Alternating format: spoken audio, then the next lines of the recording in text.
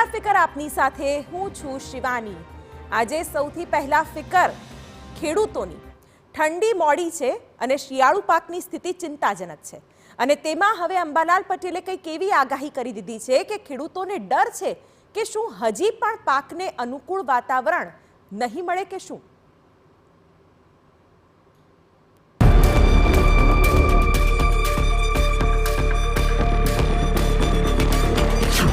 અંબાલાલ પટેલની શિયાળુ પાક માટે આગાહી। શિયાળુ પાક માટે વાતાવરણ યોગ્ય નથી। શિયાળુ પાક માટે આ વાતાવરણ લગભગ અત્યારે હાલ જીરા માટે વાતાવરણ યોગ્ય ગણી શકાય નહીં। હવામાન નિષ્ણાંત અંબાલાલ પટેલની આગાહી ખરેખર ડરાવનારી છે, કારણ કે એક તો હજી ગરમી એટલી છે અને ઠંડીનું તો નામો નિશાન નથી, અને જેટલી ઠંડી મોડી એટલી વાવણી મોડી, અને એમાં પણ અંબાલાલ પટેલ કહી રહ્યા છે કે પરંતુ આમ છતાં જીરું તો ઘણા ખેડૂતોએ વાવેતરમાં કરવામાં છે, કારણ કે સિઝન લેટ પડી જાય। પરંતુ ઠંડી અંગે જોઈએ તો એક સામાન્ય હળવો પશ્ચિમી વિક્ષેપ આવેલ છે અને જેના કારણે દેશના ઉત્તરીય પર્વતીય પ્રદેશોમાં કંઈક અંશે લગભગ એની અસર થતાં તારીખ 17મીથી ન્યૂનતમ તાપમાન ઘટે, પરંતુ મહત્તમ તાપમાન ઘટવાની હજુ વાર છે। અને આ મહત્તમ તાપમાનને કારણે જ હજી બપોરના સમયે રેપઝેપ થઈ જવાય એવી ગરમીનો સામનો કરવો પડી રહ્યો છે, અને આ જ જલદ ગરમી શિયાળુ પાકને પણ નુકસાન કરતા છે। ઠંડા તાપમાનમાં ઉગતા શિયાળુ પાક ગરમીના કારણે મુરઝાય છે। જો કે અંબાલાલ પટેલ એમ પણ કહી રહ્યા છે કે તારીખ 23, 24, 25માં નવેમ્બરમાં મજબૂત પશ્ચિમી વિક્ષેપ આવવાની શક્યતા છે, ત્યારે લગભગ ન્યૂનતમ તાપમાન અને મહત્તમ તાપમાનમાં ઘટાડો થવાની શક્યતા રહેશે। આ તમામની વચ્ચે રાજ્યમાં સવારના સમયે 15 ડિગ્રી તાપમાન રહેતા ઠંડી રહેશે।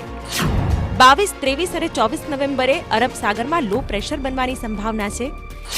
22, 23 અને 24 તારીખે બંગાળ ઉપસાગરમાં ડિપ્રેશન બનશે।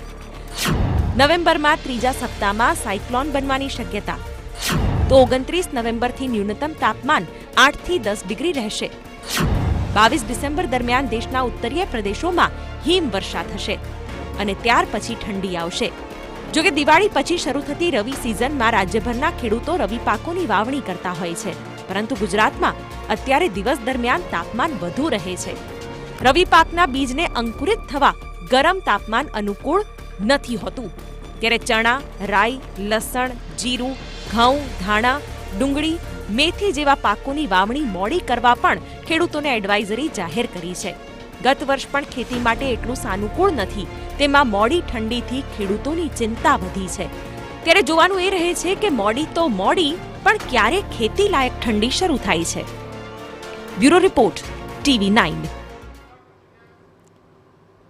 ત્યારે ખેડૂતોએ કયા પ્રકારની વાવણી કરવાની, ક્યારે વાવણી કરવાની, કયા બિયારણથી વાવણી કરવાની, એ તમામને લઈને એક એડવાઇઝરી પણ જાહેર કરવામાં આવી છે। ગ્રાફિક્સ થકી એ દર્શાવવાનો પ્રયત્ન કરીએ, કારણ કે કૃષિ વિભાગે ખાસ ખેડૂતોની ફિકર કરી છે અને આ એડવાઇઝરીના કેટલાક મુદ્દાઓ પણ અમે આપને દર્શાવી દઈએ। કારણ કે શિયાળો મોડો છે, ઠંડી એટલી સાનુકૂળ નથી, તેની વચ્ચે હવે કેવી રીતે ખેડૂત પોતાના નુકસાનની ભરપાઈ કરી શકશે, આર્થિક જે વળતર છે તેને કેવી રીતે મળશે। સામાન્ય રીતે નવરાત્રી બાદ રાજ્યમાં ઠંડીની શરૂઆત થઈ જાય છે, પરંતુ આ વખતે હજી પણ કાળઝાળ ગરમીનો અનુભવ બપોરના સમયે થતો હોય છે। દિવાળી પછી પણ દિવસ દરમિયાન ગરમી લાગે છે, જે એક વાતાવરણની વિપરીત અસર પણ ઊભી કરે છે। ઉત્તર ભારતમાં બરફવર્ષા થયા બાદ ગુજરાતમાં ઠંડી પડે છે। જો કે આ વખતે સ્થિતિ એવી છે કે ગુજરાતમાં ક્યાંય કરતાં ક્યાંય હજી ઠંડીનો ચમકારો નથી અનુભવાતો, અને ઉત્તર ભારતમાં પણ સ્થિતિ એવી છે કે દિવાળી ટાણે પણ ગરમીનો માહોલ જોવા મળ્યો છે। ત્યારે પાકની વાવણીના સમય મુજબ બિયારણની જાત પસંદ કરવા માટે ખેતી વિભાગે ખાસ એડવાઇઝરી જાહેર કરી છે।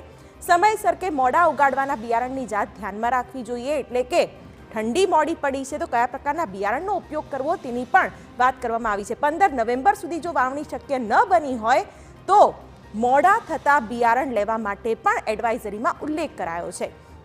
ત્યારે રેતાળ જમીનમાં ઊભા પાકમાં હળવું પિયત આપવું, આ તમામ બાબતો ક્યાંક ખેડૂતોની ફિકર કરીને સરકારે દર્શાવી છે, જેથી કરીને વધુ પડતું આર્થિક નુકસાન ન જાય અને શિયાળામાં જે પ્રકારની સ્થિતિ સર્જાય